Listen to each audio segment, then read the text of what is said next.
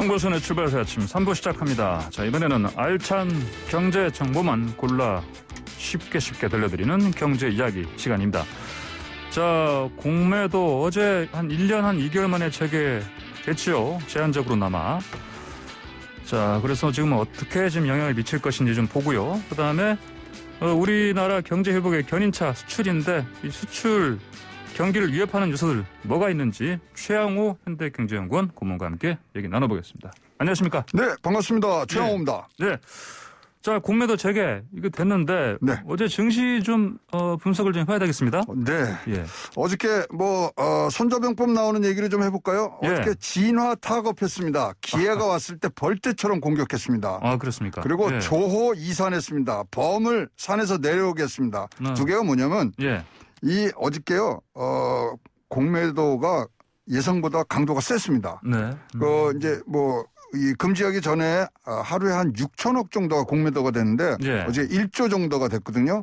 그러면 예. 1.6배가 됐는데 이게 이렇게 단순 비교하면 1.6배지만 금지하기 전에는 전 종목의 공매도가 가능했지만 이번에는 코스닥 150하고 코스피 200만 할 수 있게 했는데도 불구하고 예. 1조 가량이 지금 들어왔고요. 예. 그다음에 조이산 범을 산에서 내려오게 했던 얘기는 지금 우리 개미 투자자들이 많이 샀던 종목만 딱 집중해서 때렸습니다. 아, 그렇습니까? 네.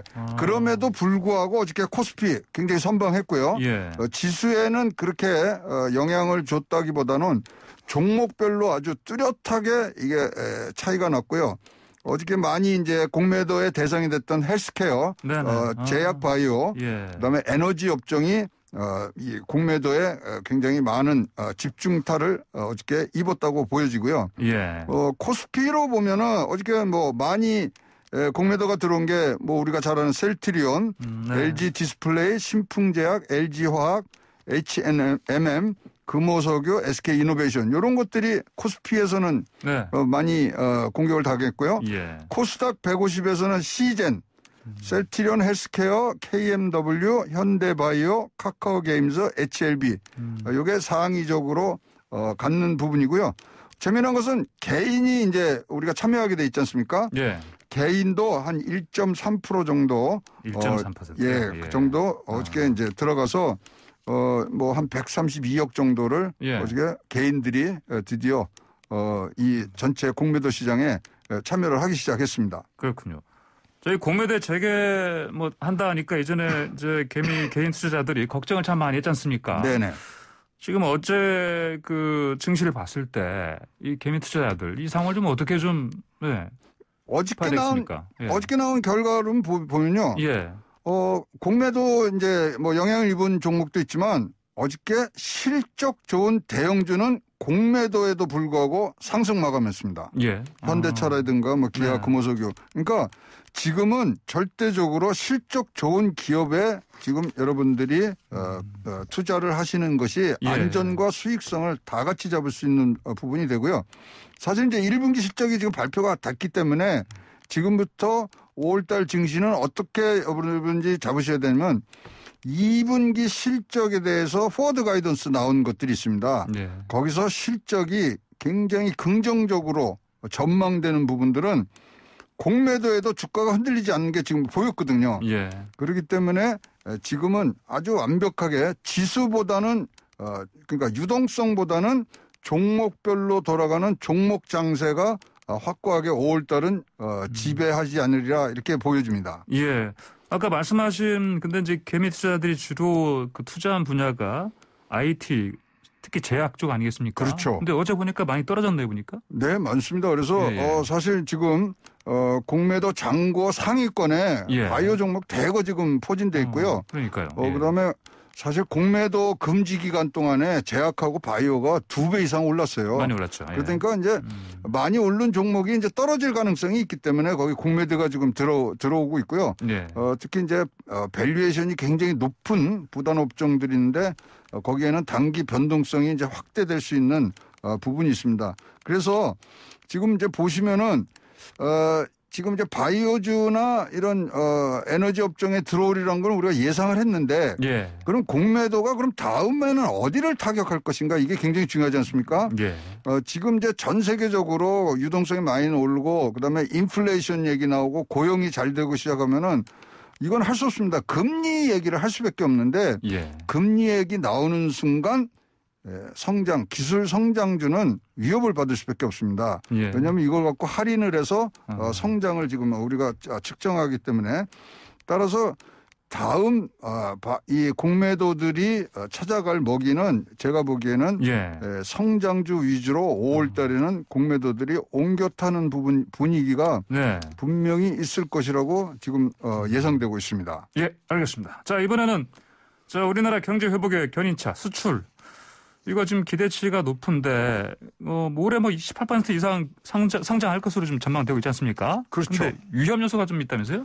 이제 요렇게 우리가 페이스대로만 가면 예. 2018년도에 우리나라가 수출 최고 실적 올렸거든요. 6,049억 달러. 예. 그거를 우리가 능가할 것 같은데 그럼에도 불구하고 지금 잘 아시지만 인도 이런 데뿐만 아니라 전 세계적으로 다시 팬데믹이 글로벌 3차 유행이 있을 것 같은데 이러면 예. 같이 움직여줘야 되는데 이 부분들이 굉장히 지금 걱정이 되고요. 특히 이렇게 되면 백신을 갖고 있냐 없냐에 따라서 경제 성장 차이가 굉장히 납니다. 다행히 예. 전 세계 GDP의 42%를 차지하는 G2 중국과 미국이 예. 그나마 경기 회복에 지금 견인차를 하고 있는데 이 두 나라에서의 어떤 경기 회복 지수가 조금이라도 흔들리면 우리는 코로나19의 불확실성이 그대로 오롯이 우리한테 지금 옮겨 타는 부분들이 있어서 걱정이 되고 있고요. 예. 지금 미국, 중국 빼고는 다른 나라들은 경기 회복이 좀 더딥니다. 그래서 우리나라 또 수출을 많이 하는 유로존 여기에 어떤 회복세가 지금 본격화되지 않고 있기 때문에 글로벌 경제가 디커플링 할 수밖에 없습니다. 예. 그러면 어떻게 우리가 수출선을 잘 잡느냐 굉장히 수출 경기를 위협할 수 있는 부분이 있고요. 예.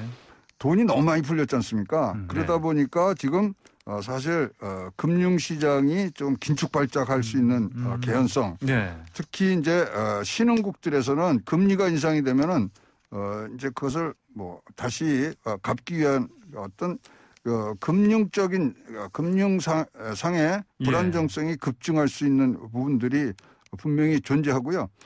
가장 또 우리 수출에 영향을 미치는 것은 중국입니다. 그런데 중국이 지금 굉장히 빠른 속도로 회복을 하고 있지만 중국이 갖고 있는 우리가 회색 코뿔소라 그러죠. 예. 그래서 중국 자체의 불안 요인인 첫 번째 기업 부채, 부동산 버블, 그다음에 그림자 금융 요 세 가지가 경기가 회복되는 가운데 지금 다시 등장을 하기 시작했습니다. 예. 그래서 이것이 완전히 가시화된다면 굉장히 우리 수출에는 지금 타격을 입을 수 있는 5가지 요인이 이렇게 정리가 될 수 있다고 생각을 합니다. 알겠습니다. 짧게 그러면 우리 정부 대응 어떻게 되겠습니까? 우리 경제. 일단 차이나 리스크에 제일 우리가 걱정을 해야 되고요. 예. 그다음에 이제 급격한 코로나 재확산에 대비할 수 있는 그러니까 수출선의 다변화에 대해서 지금이라도 빠르게 준비하는 것이 요 위기를 그나마 최소화할 수 있는 지름길이라고 생각을 합니다.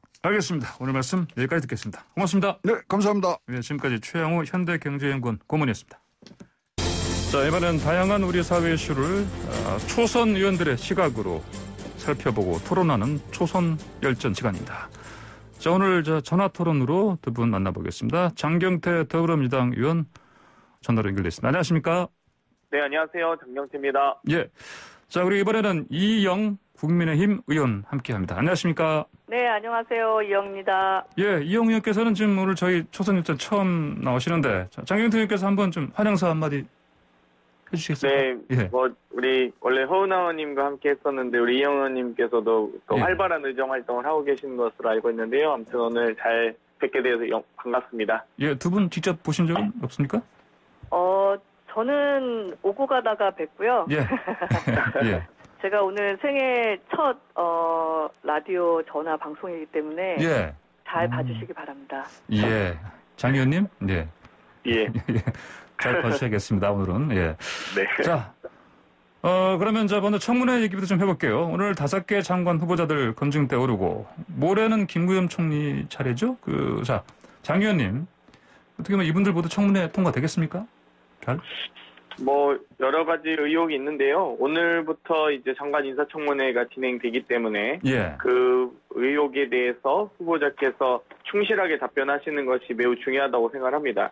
다만 이 인사청문회 제도가 장관 인사청문회인지 가족 인사청문회인지 참 모를 정도로 여러 가지 가족 관련된 의혹이 나오는데요. 이 좀 아쉬운 것은 여러 가지 지금 벌써부터 이 국민의힘에서 사퇴 요구도 있고요. 그런 것 같은데 저는 그렇습니다.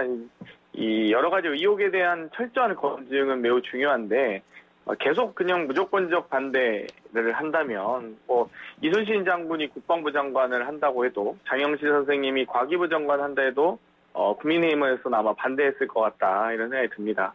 네, 알겠습니다. 자, 이영우 의원님. 네네. 자, 국민의힘 쪽에서는 보니까 새 원내대표께서도 그러시고 네. 좀 단단히 좀 벼르시는 것 같습니다. 보니까 분위기가 좀 어떻습니까? 저희가 특별히 단단히 벼르는 건 아니고요. 지금 장관급 이상, 국무총리님 이렇게 선출되시고, 지금 코로나로 되게 나라가 어렵잖아요. 그래서 국정 혼란을 주는 것은 그것이 국민 피해와 불안으로 가기 때문에 좀 제대로 인선을 해서, 그다음에 국정을 안전시키는 것이 필요하다. 그래서 검증을 좀 철저히 하겠다. 이런 기조입니다. 그렇군요. 자, 이제 또 이번 청문회는요, 바뀐 새로운 원내대표, 여야 대표들, 또 격돌한 장이다, 이렇게 얘기하기도 하는데, 민주당의 윤호중 의원, 국민의힘 김기현 의원, 새 원내대표가 서로 지금 첫 대외 업무로 좀 충돌한다, 격돌한다, 이렇게 얘기하기도 하는데, 두 원내대표가 어떤 말씀 하시던가요? 이게 먼저 장 의원님, 일단 윤호중 원내대표는 어찌됐건 저희가 4.7 재보궐선거에서 나타난 민심을 잘 반영하기 위해서 앞바퀴는 민생의 바퀴로 또 뒷바퀴는 개혁의 바퀴로 운행하겠다라고 하셨습니다. 그런데 좀 아쉬운 부분이 또 있습니다. 그러니까 이 국민의힘에서도 어찌됐건 선거 전엔 민심을 강조하셨는데 선거 후엔 또다시 욕심을 부리시는 게 아닌가 이런 생각이 들고요. 아마 여러 가지 이제 상임위원장 얘기도 나올 테지만 이 어찌되건 이 국회에 이 시스템이 있습니다. 상임위 배정이나 원구성 협상을 2년에 한 번씩 한다든지 여러 가지 이 룰들이 있는데 정말 공정성이 요즘 화두인데 이런 룰 자체를 깨는 등의 이 노력을 이 김기현 원내대표께서 취임하시자마자 민심보단 욕심을 부리시는 것 같아서 좀 아쉽고요. 하루빨리 민생을 안정시킬 수 있는 여야 간에 정말 정쟁을 떠나서 정말 정치권에서 한 목소리로 민생 해결에 노력했으면 좋겠습니다. 알겠습니다. 이영 의원께서는 어떻게 좀 보고 계십니까? 원내대표 간의 공식 첫 대결. 네네. 지금 의원님께서 상임위 건을 얘기하셔서 제가 드리겠는데요. 지금 아시는 것처럼 과거 보수 정당이 집권했을 때도 그렇고 17대 국회부터 관행적으로 법사위가 야당목이었습니다. 그리고 이번 같은 경우는 단순 여대야 소가 아니라 의석수가 거의 2배 차이 나지 않습니까? 따라서 힘으로 밀어붙이면 야당이 못할 것이 없는 상황입니다. 그래서 이 민주주의의 상징인 야당옥의 법사위원장을 협치의 의미를 가지고 저희 쪽에서 끊임없이 요구를 했었던 거고요. 그 요구하는 과정에서 상임위 부분을 받지 않겠다라고 저희가 버텼거든요. 근데 그 부분을 가지고 주려고 했는데 안 받지 않았냐라면서 얘기하시는 것은 사실 손바닥으로 하늘을 가리는 격이에요. 왜 국민의힘이 안 받고 버텼는지 누구보다도 잘 아실 거거든요. 그래서 지금 2년 이렇게 룰 얘기를 하시는데 지금 룰 자체가 문제가 있는 거기 때문에 저는 다시 한번 서로 새로운 원내대표님이 선출되셨기 때문에 검토를 하셔야 된다고 생각합니다. 김기현 새 원내대표께서는 이 법사위원장 자리 작물이다. 그러니 들러달라 이런 얘기를 하셨는데. 자, 그러면 장영태 의원님 이런 야당의 요구 네. 아니 그래서 제가 자꾸 민심 대신 욕심을 부리신다. 그게 욕심이라서 하시는 겁니까? 예. 아니 시작부터 자리 욕심부터 내십니다. 그러니까 여러 가지 민생 현안들이 많이 있지 않습니까? 뭐 손실보상제라든지 이익공유제라든지 여러 가지 재난지원과 관련된 이 논의들이 아직도 국회 내에서 논의되고 있는데 이 처음부터 이 법사위원장 자리만 욕심내는 것이 아닌가 이런 생각이 들고요. 이 상임위 배정은 합의사항입니다. 2016년 당시에 제가 뭐 특정한 분을 뭐 거론하진 않겠습니다만 국민의힘이 그 당시 야당이었습니까? 하지만 법사위원장은 국민의힘 소속 의원님이셨죠. 그렇기 때문에 저는 이 뭐 관례상 뭐 이런 얘기보다는 결국 이 규칙과 시스템에 맞춰서 국회가 운영돼야 된다 보고요.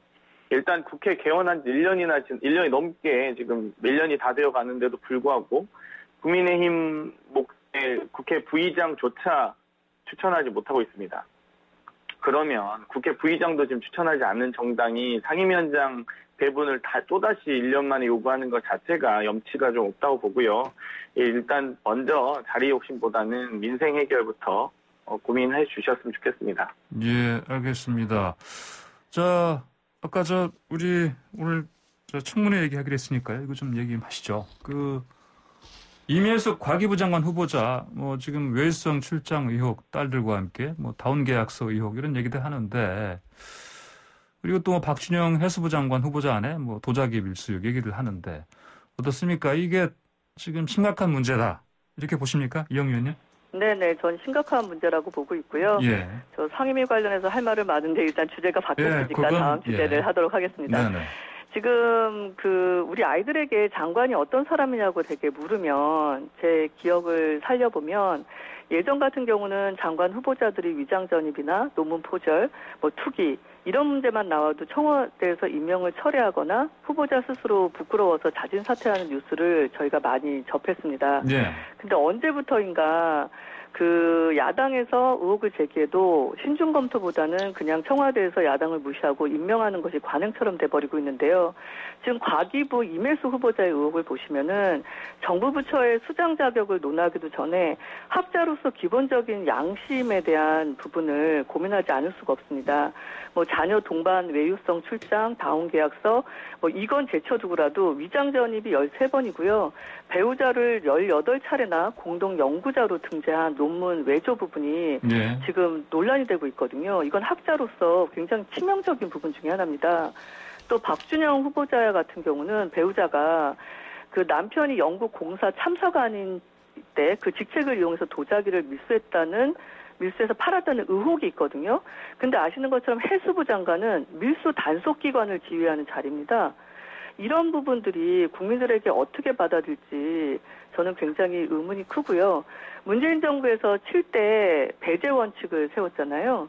근데 이런 부분들을 본인들이 관련됐을 때는 적용에 대해서 미온적이고 상대당에 대해서는 강하게 하고 이런 부분들은 국민 눈높이에 맞지 않는다고 생각합니다. 그래서 무조건 두둔할 문제가 아니라 좀 입장을 바꾸어서 어떤 이 비판에 대해서 어떻게 받아들이셔야 되는지에 대해서 좀 숙고해 주셨으면 합니다. 예, 알겠습니다. 이mel수 과기부 장관 같은 경우는 이제 본인 관련 의혹인데, 근데 이제 박준영 해수부 장관 같은 경우는 이제 후보자 아내 어떤 의혹이고요. 또 그다음에 노영욱 국토교통부 장관 후보자 같은 경우도 사실은 본인보다는 물론 본인의 의혹도 있지만은 또 아내의 어떤 뭐였죠? 마트에서의 물건을 훔친 그런 부분 있지 않습니까? 네. 이런 부분 하시는 어떤 본인이 아니고 가족인데 그래서 이거 관련해서 아까 이제 장경태 의원께서 뭐 장관 청문회가 아니고 가족 청문회 이렇게 말씀하셨는데 이 부분 일정 부분 그래도 일부라도 어떤 장 의원의 의견 납득할 만한 부분이 있지 않습니까? 어떻게 보십니까? 네, 저는 우리가 그동안의 청문회가 전문성이나 도덕성보다는 인신공격으로 흘렀던 부분이 사실 상당히 많습니다. 네. 그것에 대해서 국민들의 피로감이 굉장히 높으신 부분에 대해서 저는 인정을 하거든요. 네. 그래서 아까 말씀하신 것처럼 뭐 이mel수 후보자는 본인이고 박준영 후보자 같은 경우는 배우자인데 배우자임에도 제가 거론했던 이유는 뭐냐면 지금 해수부 장관의 후보자인데 밀수단속 기간이거든요. 예. 그러니까 이런 부분은 비록 배우자지만 논란이 될 수 있다라는 부분에 대해서 말씀을 드린 거고요. 예. 저는 배우자가 됐든 자녀가 됐든 지나친 확대 부분은 여의도 정치권에서도 이제는 좀 경계해야 되는 부분이 아닌가라는 생각을 갖고 있습니다. 알겠습니다. 장 의원님. 네. 네, 지금 뭐 야당에서는 뭐 두세 명 정도는 낙마시키고 싶어 하는 것 같은데, 예. 타격이 크겠죠. 네. 만약에 그게 현실이 되면, 혹시나? 일단 예. 이 이매수 과기부 장관 후보자의 당원계약서 관련돼서는요. 예. 부동산 거래신고 의무제도가 2006년부터 시행됩니다. 이 시행 전 매매였다는 점. 그래서 이 의무제도가 되기 전에 제도적 미비점이 좀 있었다. 이런 좀 말씀을 드리고 싶고요. 또 오늘부터 시작된 장관 인사청문회에서 후보자 본인의 어떤 해명을 좀 들어보셨으면 좋겠습니다. 그러니까 일단 답정너처럼 답을 정해놓고 이 소위 정권 혹은 인사 험집 내기 식으로 사퇴 요구부터 할 게 아니라 해명을 좀 들으셨으면 좋겠고요. 이 여러 가지 이 13번의 이사 이런 부분도 보면은 뭐 여러 가지 이제 교수시다 보니까 아무래도 여러 가지 학회라든지 여러 가지 연구 기간 동안 외국에 체류한 사실들이 좀 있는 것 같습니다. 이 부분에 대해서도 좀 확인하셨으면 좋겠고요.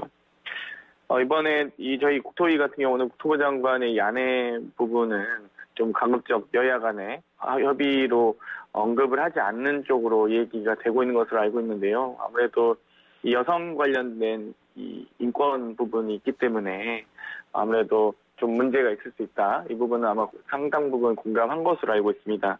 그래서 저는 철저하게 국민의힘에서 정말 장관 후보자에 대해서는 철저하게 검증해 주셨으면 좋겠습니다. 오늘 인사청문회를 듣고 나서도 국민의 눈높이에 맞지 않는 부분이 있다. 해명이 절대 납득이 되지 않는다라고 하신다면 당연히 사퇴 요구하실 수 있다고 보지만 듣기도 전부터 혹은 이 가족의 정말 신상털기를 통해서 나온 이야기를 가지고 안 좋은 이미지를 만들어서 낙마를 요청하는 식의 이런 부분들은 앞으로 우리가 장관 인사청문회 제도 개선에 대해서 많은 이야기를 하고 있지 않습니까? 신상에 대한 부분은 비공개하고 정책 검증은 공개하자는 등의 여러 가지 제도 개선 논의도 있는데요. 아마도 이런 부분들을 함께 고려하셔서 과거에 국민의힘 정부의 장관 후보자 몇 면이 낙마 사유들이 있습니다. 그 당시에는 7대 인사 원칙 같은 것도 없었죠. 어찌되었건 이 인사 원칙에 위배되지 않는 분들이기 때문에 다시 한번 인사청문회 과정에서 철저히 검증해 주시길 바라겠습니다. 네, 알겠습니다. 자, 송영길 신임 당대표요. 자, 이분이 보면 이제 언론에서는 그 비주류, 범친문 이런 얘기를 하는데, 이영 의원님. 네네. 아까 말씀하신 그 법사위원장 자리라든지 상임위원장 자리, 이거 관련해서 그래도 송 대표께서는 어느 정도 이렇게 좀, 야당과 협의할 여지를 좀 두고 있는 것 같습니다. 네네. 이런 것도 그렇고요. 앞으로 좀 민주당의 새 당대표한테 어떤 기대하시는 게 좀 있습니까?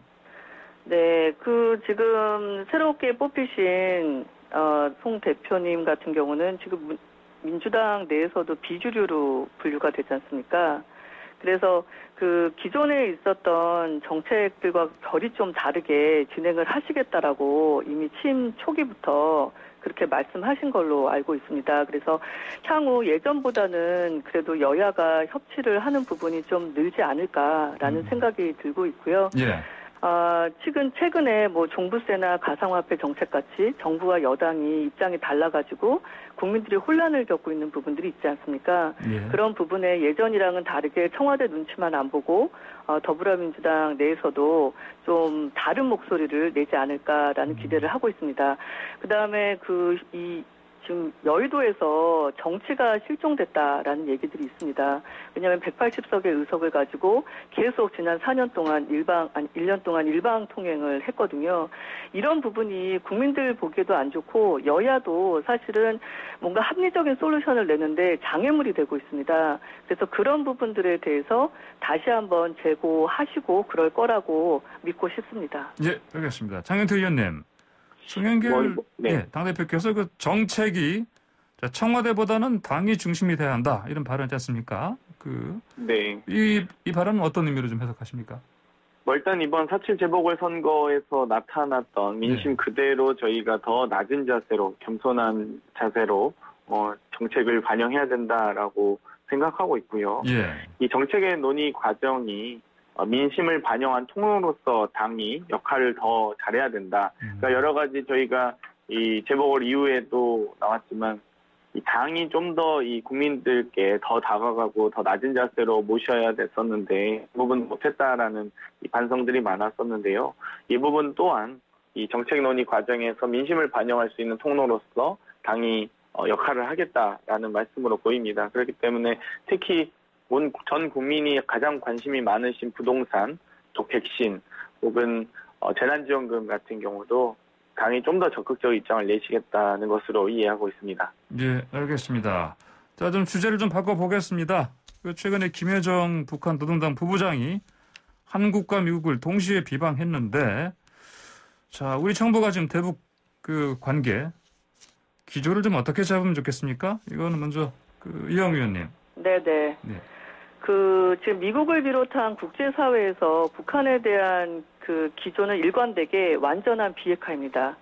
따라서 우리 정부도 그 기조에 맞게 입장을 일관되게 가져가야 될 거라고 보고 있고요. 작년 6월에 아시는 것처럼 북한이 남북연락사무소를 폭파시켰습니다.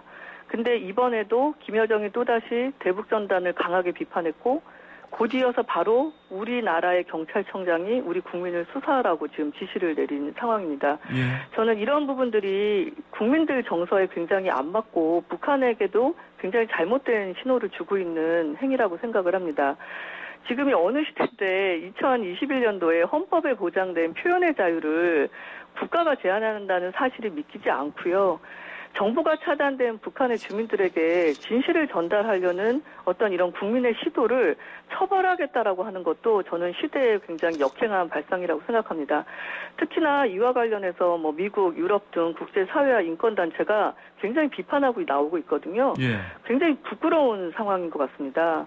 그래서 사실 역대 북한이 국제사회와의 협상 테이블에 나왔을 때가 어떤 경우였냐면 미국을 비롯해서 국제사회가 강하게 제재를 했을 때 협상 테이블에 나왔습니다. 따라서 문재인 정부가 지난 4년 동안 북한에 호의를 베풀면서 가서 받은 게 뭡니까? 막말 외에는 없지 않습니까? 그 사이에 북한 핵무기는 소형화됐고요. 저는 지금이라도 굴종적인 대북 정책을 전면 수정해서 미국 및 국제사회 그리고 우리 우방들과 그 기조를 같이 맞춰야 된다고 생각합니다. 예, 자, 알겠습니다. 장은태 의원님 의견 주십시오. 일단 새로 출범한 이 바이든 대통령님의 또 바이든 타임이 좀 왔다. 그동안 국제사회에서의 미국 리더십이 많이 무너져 있는 상황이었는데요. 이제는 미국 리더십을 보여줄 때라고 보고요. 이영 의원님 말씀을 듣다 보면 마치 대한민국 정부가 혹은 또는 이 트럼프 정부의 미국 정부가 이 북한의 핵 개발을 지원했던 것처럼 느껴지는데 그렇지는 않습니다. 이 비핵화 관련돼서는 한미 공조가 공고하고요. 또 이 북한의 핵 개발에 대해서 유엔 제재라든지 미국 제재가 강력하게 지금 이루어지고 있는 상황입니다. 그 부분은 이 미국 정부도 마찬가지고 한국 정부도 마찬가지인데요. 문제는 북한이 지금 거의 대한민국에 좀 소위 삐졌다고 해야 될까요? 그 이유가 어찌되었건 대한민국 정부가 독자적으로 할 수 있는 남북교류 혹은 인도적 지원에 대해서 적극적으로 나서지 않고 있다라는 부분이 있거든요. 예. 그 부분은 저도 북측 인사를 통해서도 직접 들은 적도 있습니다. 그렇기 때문에 여러 가지 이 공고한 한미 공조를 저희는 유지하기 위해서 노력했다는 점, 그리고 유엔 제재와 미국 제재 틀 안에서 논의할 수밖에 없기 때문에 아무래도 운신의 폭은 좀 좁을 수밖에 없다. 예. 이렇게 보여지고요.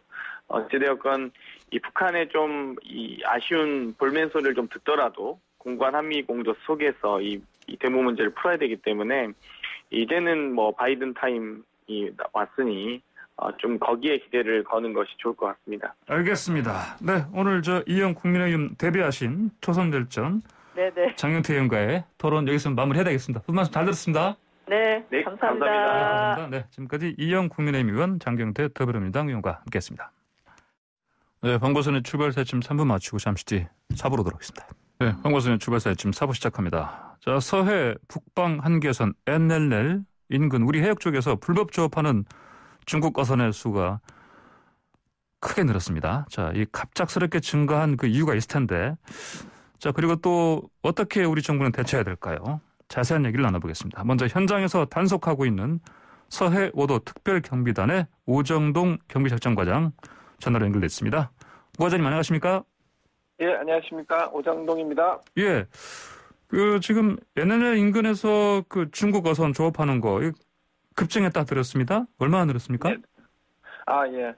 올해 서해 NLL 해역에 출연한 중국 어선이요. 예. 1, 2월 2달간 일평균 한 20여 척 수준이었으나 3월 초부터 한 60여 척으로 늘어나기 시작하다가 3월 중반 이후 한 100여 척 이상으로 급증하였습니다. 한 5배 이상 늘었네요, 보니까 그러면. 네.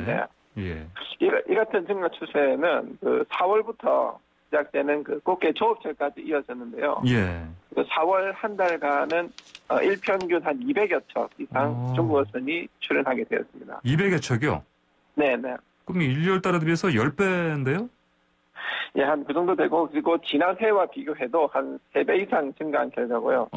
하지만 저희가 올해 3월 18일 날 NLL 중국 어선을 첫 번째로 납부한 이후 4월 한 달간 연이어 5척을 납부했습니다. 그러시군요. 예. 그래서 4월 후반부터는 중국 어선 출연 척수가 한 100여 척 내외로 그렇게 감소하는 추세로 지금 돌아서기 시작했습니다. 조금 줄었네요. 그러니까 200척 정도에서 100척 정도로. 네, 그렇습니다. 그렇지만 여전히 1, 2월에 비해서는 한 5배 수준이고요. 네, 그렇습니다. 방금 불법 조업 어선, 중국 어선을 단속하셨다고 하셨는데, 예. 네. 많이는 보니까 못하셨네요, 보니까요? 예, 다시 한번 말씀해 주시죠. 예. 몇 척 정도 했다고 하셨습니까? 현재까지 전국적으로 저희가 납부한 척수가 올해 24척입니다. 24척이요? 24척이고, 이 중에 이제 서해 NLL에서는 저희가 6척 납부한 상황입니다. 예. 근데 이게 지금 그동안에 이 단속 과정 보면은 중국 어선 선원들이 아주 강하게 저항하지 않습니까? 네네, 그렇습니다. 위험한 상황도 사실은 뉴스 보도를 통해서 저도 보고 했었는데. 네네. 지금도 그렇게 강하게 저항합니까?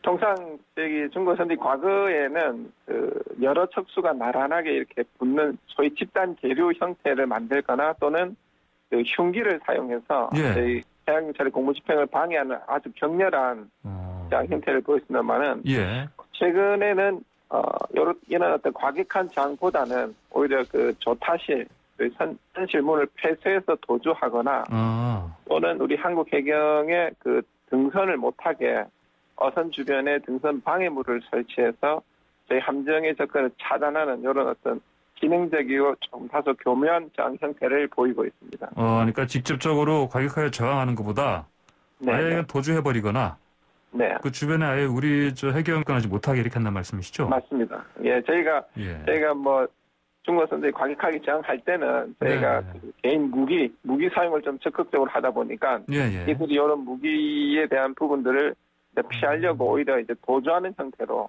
그렇게 저항을 하고 있습니다. 최근에 그러면 해경 대원들이 위험한 순간을 맞이한 적은 없습니까? 최근에?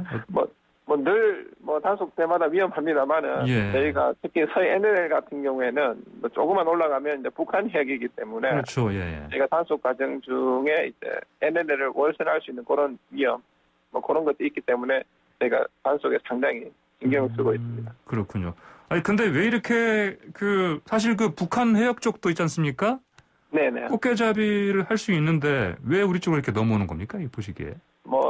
아무래도 우리 해역이 좀 더 어종량이 풍부하지 않을까라는 것으로 추정을 하고 있습니다. 예. 이제 북한에서는 아마 그쪽에 이제 어떤 대가를 지불하고 꽃게 그러니까 잡이를 하는 걸 좀 들었는데 오히려 우리 쪽이 더 이제 풍부하니까 이리 넘어온다는 말씀이시죠?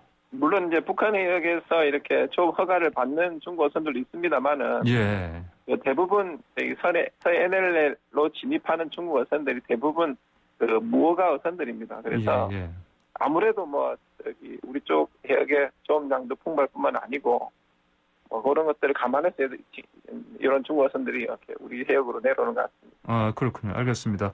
하여튼 보니까 중국 어선들도 보니까 학습이 돼가지고 이제 교묘한 방법으로 이제 계속해서 이제 이런 꽃게 잡이를 해가는데 우리 쪽도 지금 좀 더 이렇게 방법을 좀 바꿔서 대응하고 있습니까? 이런 상황에 대해서?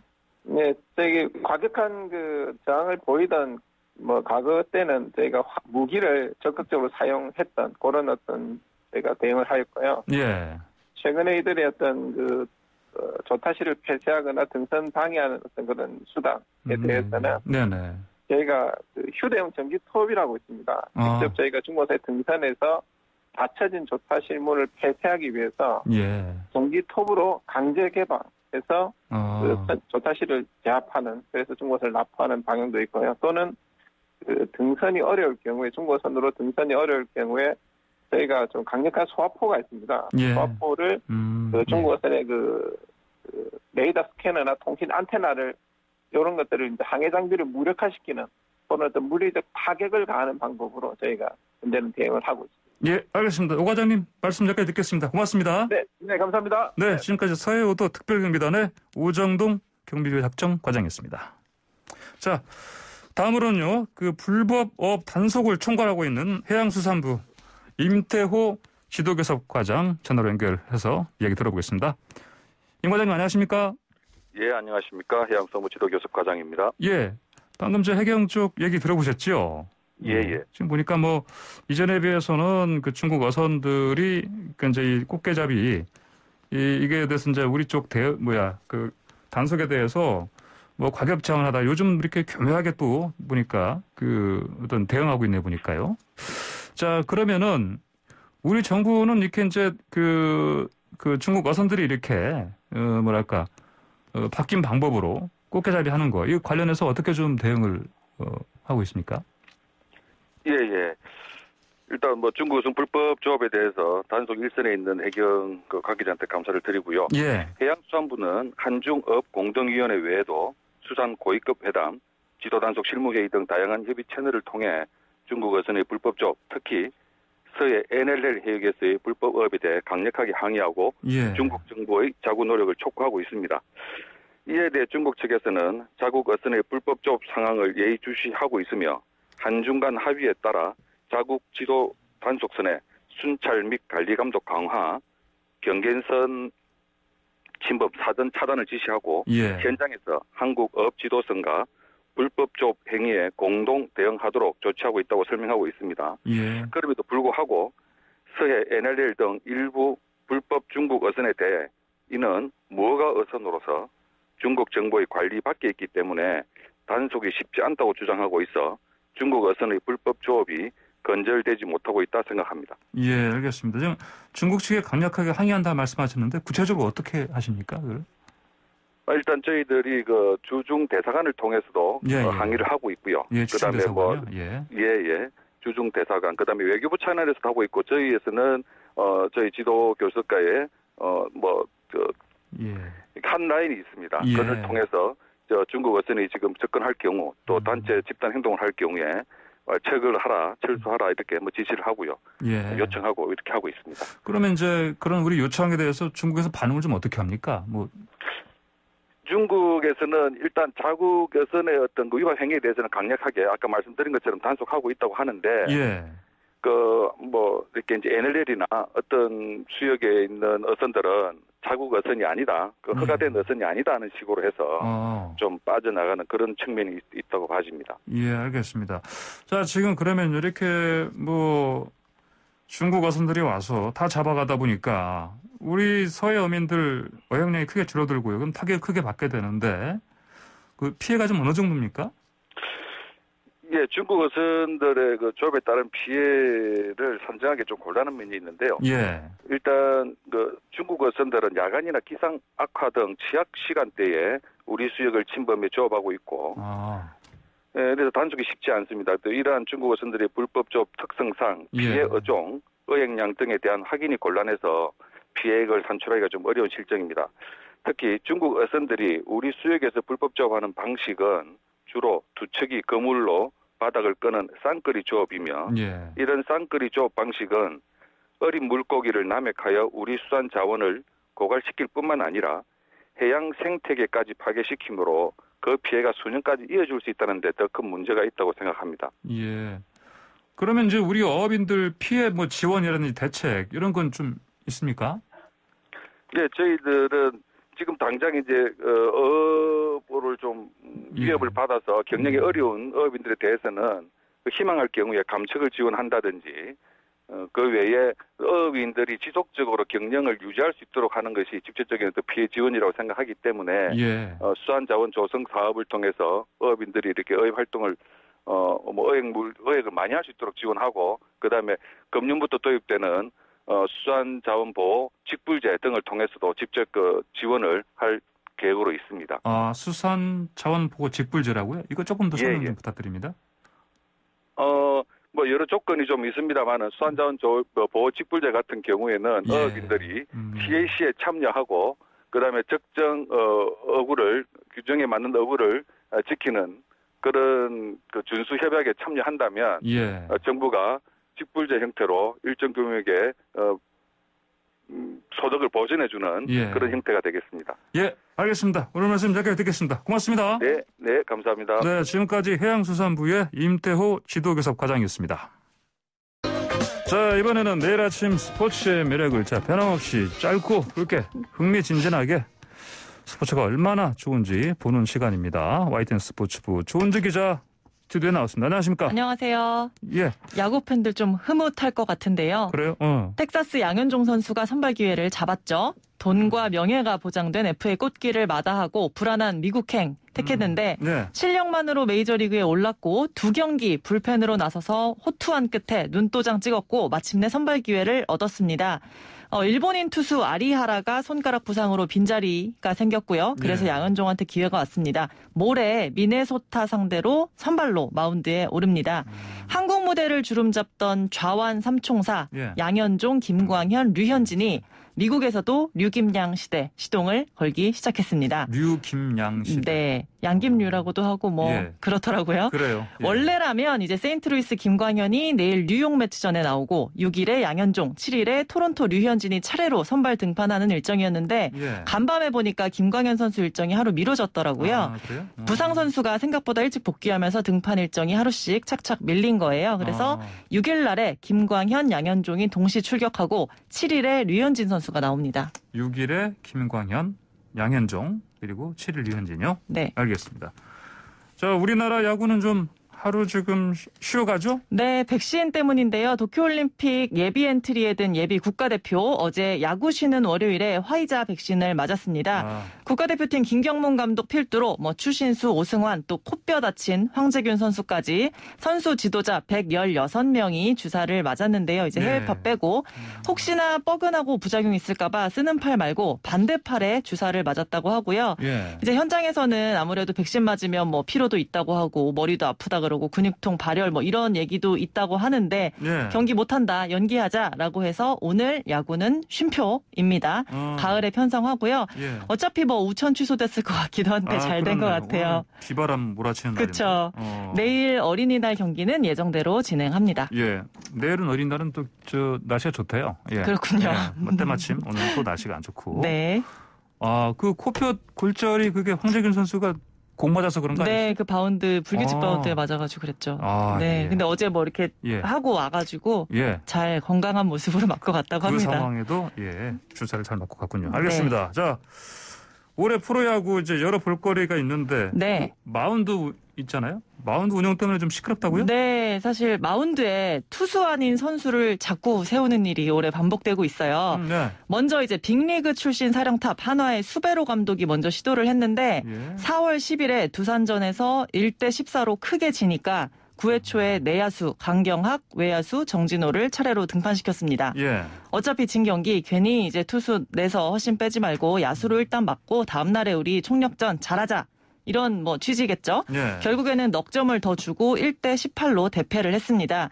이거 중계하던 안경현 해설위원이 프로는 끝날 때까지 최선 다해야 되는데 과연 입장료 내고 이런 경기 봐야 되냐.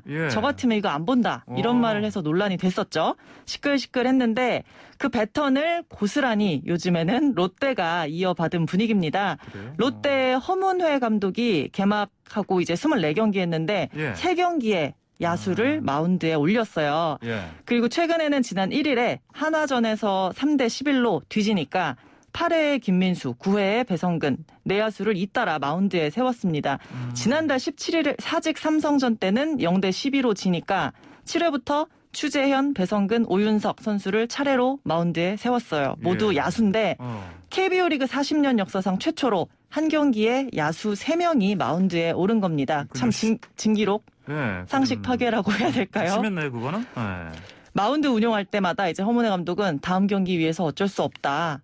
아껴야 된다. 뭐 이런 얘기를 했거든요. 예. 어떻게 생각하세요? 야구 좋아하시잖아요. 야구 좋아하는데 네. 그래도 한 명 정도 네. 야수임에도 불구하고 네. 정말 투수로서의 어떤 재능도 좀 원래 갖고 있던 사람을 네. 세우는 거야 뭐. 예. 좀 그냥 어쩌다 가끔 좀 볼거리기도 할 수 있는데. 그렇죠. 예, 다쳤지만. 네. 3명은 좀 아닌 거 아니에요? 근데 이제 다음날 경기가 있는데 거기에 막 투수를 또 총력전으로 투입해가지고 어차피 진 경기에 힘을 빼야 되냐 뭐 이런 반론도 또 만만치가 않아요. 사람들마다 그래요? 생각이 다 다른 것 같아요. 네. 갑론을박이 있는 주제인데 저도 이게 궁금해가지고 야구인한테 물어봤어요. 그래요? 네. 근데 수베로 감독은 메이저리그의 뉴 노멀 메이저리그 신문화 를 경험한 사람이고 안경현 해설위원은 이 말 좀 어떨지 모르겠지만 청학동 마인드를 가진 정통의 이제 보수적인 야구인이다. 극과 극의 생각을 가졌을 뿐 정답은 없지 않냐 뭐 이런 얘기를 하더라고요.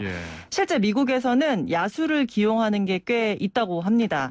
이제 코로나로 작년에는 좀 미니 시즌이 치러졌고 2019년에 보면 90차례나 야수가 마운드에 올라왔다고 해요. 근데 그게 뭐냐면 아까 말씀하신 대로 볼거리 뭐 이런 취지도 있는데 이런 한심한 경기, 이렇게 크게 지는 경기 미안하다. 팬서비스 차원에서 우리 야수가 마운드에 한번 오르는 이런 이색 경험이라도 좀 보고 재미있는 추억 쌓고 가라. 이런 취지가 좀 있다고 해요. 물론 그래요? 당연히 다음에 이제 투수를 아끼는 차원도 있지만 팬서비스 또 볼거리를 제공하는 차원도 좀 있다고 하거든요. 그래서 보면 야구는 이제 우리나라만 봐도 정규리그만 144경기잖아요. 이겼든 졌든 매듭을 잘 짓고 당장 이제 내일 경기를 준비해야 되는 그런 마인드, 그런 스포츠이기 때문에 그 특수성을 감안해서 이제 야수의 투수 기용 이거를 보는 것도 올 시즌 관전 포인트가 될 것 같습니다. 알겠습니다. 새로운 관전 포인트. 네. 저도 기억하겠습니다. 오늘 말씀 감사합니다. 감사합니다. 지금까지 YTN 스포츠부 조건지 기자였습니다. 네, 황보선의 출발새 아침 화요일 순서 여기서 마무리하겠습니다. 감사합니다.